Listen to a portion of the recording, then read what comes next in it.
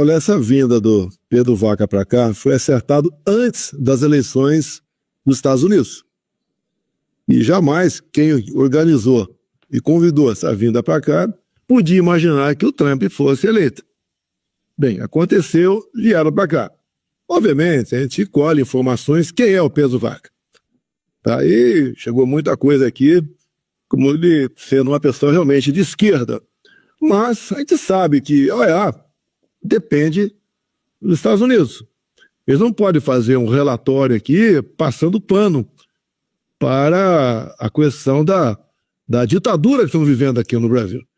Ele esteve aqui, obviamente, primeiro foi lá no Supremo Tribunal Federal, esteve lá com dois ministros, o presidente e o Alexandre de Moraes, teve também conversando com gente do governo federal, mas esteve também com parlamentares que defendem aqui a liberdade de expressão no Brasil. Esteve com excelentes advogados, muitos voluntários que defendem os presos políticos. E no último dia, na reta final, aqui em Brasília, estiveram por uns 40 minutos comigo. A imprensa ficou sabendo só no dia seguinte.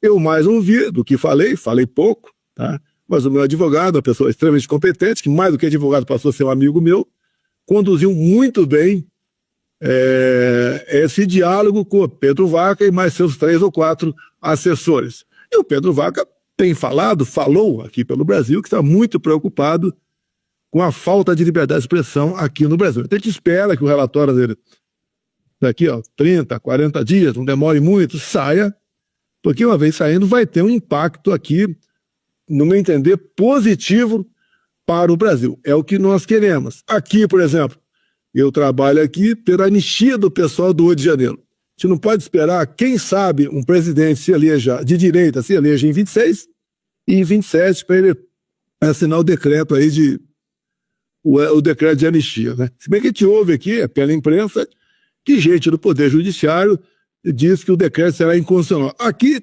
é tudo inconstitucional. O que o poder não quer, o que quem está mandando não quer, simplesmente alguém diz que é inconstitucional e está resolvido. Como eu espero que países tão zelosos com a democracia como os Estados Unidos não aceite eleições onde esses outros países não têm um sistema óbvio, seguro, né, para realizar eleições. E também aligem, tire fora do páreo oposição tornada inelegível para processos políticos. Ou até mesmo o lawfare, que é tão conhecido aí, fazem abertamente aqui. Aqui está, aqui no ontem deu manchete, tudo quanto é jornal no Brasil. Bolsonaro poderá pegar 28 anos de cadeia por causa do golpe. Mas que golpe é esse? Narrativa? Narrativa, sim. Ai, tentou dar um golpe com a minuta de golpe. Vocês não têm a minuta de golpe, nem meus advogados têm, ninguém tem essa minuta de golpe. Mas bate o pé em cima disso o tempo todo, como se eu tivesse programado um golpe ano passado. E fazem uma relação com o 8 de janeiro, parecido com o 6 de janeiro dos Estados Unidos. Primeiro, o 8 de janeiro aqui também não foi nenhuma tentativa de golpe. Não foi encontrada uma arma sequer, não tinha uma liderança, eles não tinham alvo para tirar do poder. Foi uma manifestação que perdeu o controle. E tem muita gente condenada entre 14 e 17 anos.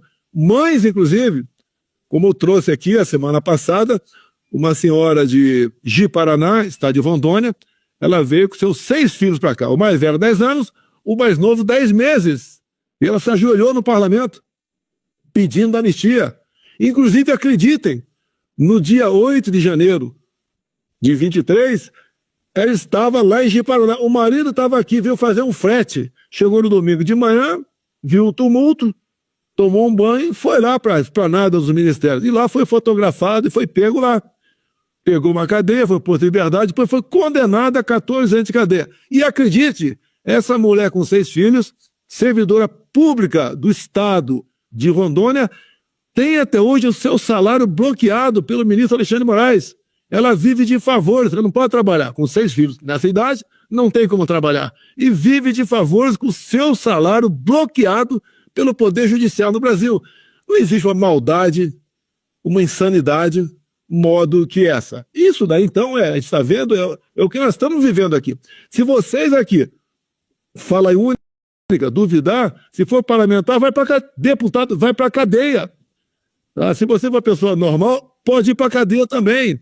Inclusive, aqui, como o ministro Alexandre Moraes deixou o Tribunal Superior Eleitoral agora, enquanto ele estava lá, por exemplo, uma pessoa que nem candidata a nada era, mas muito conhecido no Brasil, Luciano Hang, inventou-se uma história de empresários golpistas, um grupo reservado de WhatsApp, que eles conversavam lá, o interesse que conversavam, e acabaram, então, entrando nesse grupo de WhatsApp, a Justiça Eleitoral, o pessoal da Polícia Federal, escolhido a dedo por Alexandre Moraes, e daí resolveram colocar o Luciano Hang no inquérito dos ações democráticos e torná-lo inelegível por 8 anos. Por que fizeram isso? Porque um empresário aqui paga nós 3 bilhões de reais por ano de imposto, que poderia ser candidato a Senado, a vice-presidente, a quem sabe até presidente, mas eles preventivamente já tiraram o Luciano Hang de combate. Essa é a situação que a gente vive aqui no Brasil, e o que está acontecendo nos Estados Unidos, bons ventos têm vindo para cá. A gente espera dessa forma buscar alternativas, buscar solução, porque nós queremos é retornar à normalidade aqui no Brasil. E eu pretendo, obviamente, né, estou fazendo o possível para voltar a ser elegível, que eu entendo que eleições sem uma oposição como a minha, sem um motivo, né, sem um crime realmente concreto que eu tenha cometido, fazer eleições sem a minha pessoa é negar a democracia aqui no Brasil. Posso só abrir um parênteses de 30 segundos? Que é o seguinte, há mais de um ano existem comitivas de deputados brasileiros indo para a OEA, tá? E eles nunca fizeram absolutamente nada.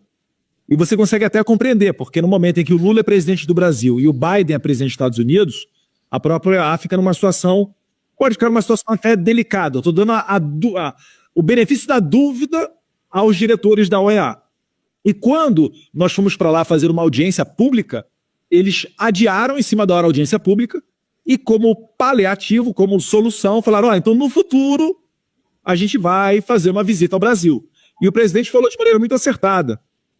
Essa discussão ocorreu antes de 5 de novembro, antes da eleição norte-americana. Ou seja, se o Biden ganhasse, certamente iam meter a mão grande para falar, quer saber, não vai ter mais visita nenhuma. Então, se hoje nós estamos tendo a OEA vindo ao Brasil numa iniciativa inédita, é graças ao presidente Donald Trump. Porque ele saiu da OMS e está todo mundo, eu vou falar as palavras também na minha cabeça, que estão a Nayara aqui, a mulher, todo mundo com muito medo, né? Com muito medo de que ele saia também da OEA. Porque ele sancionou o Tribunal Penal Internacional, né? O juiz que condenou o Netanyahu à prisão. Então, com esse medo todo, é justificável que a OEA tenha que prestar algum esclarecimento. Porque as coisas que estão acontecendo aqui estão muito notórias, estão muito escrachadas. E a OEA existe para defender as liberdades na América Latina. E quem é que contribui com metade do orçamento da OEA? Os Estados Unidos. Então, tá aí a mágica aí para vocês entenderem por quê que, por vezes, né, esses organismos internacionais, eu estou falando de maneira geral, não estou acusando a OEA, mas de maneira geral, todo cara de alto perfil de esquerda, quando ele vai se aposentar, ele cai num organismo internacional desse. Por exemplo, a Bachelet, Alto Comissariado das Nações Unidas, né, ex-presidente do Chile, Foro de São Paulo, tá lá. Enfim, então é uma fotografia um pouquinho mais detalhada, né, para complementar o que o presidente falou.